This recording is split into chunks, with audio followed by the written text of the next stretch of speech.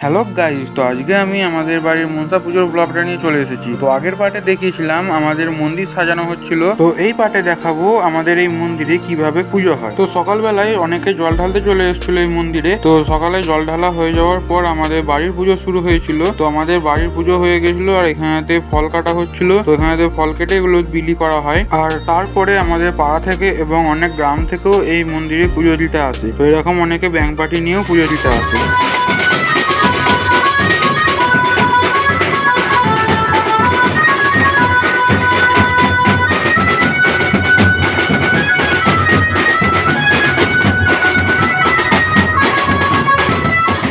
আর হ্যাঁ, এটা কি গান আমাকে একটু কমেন্টে বলে যেও। তো তারপরে বিকেলের পুজো হয়ে যাওয়ার পর ব্রাহ্মণরা একটু রেস্ট নিয়ে নিয়েছিল, দিয়ে আরতি সারা হয়ে গেছিলো।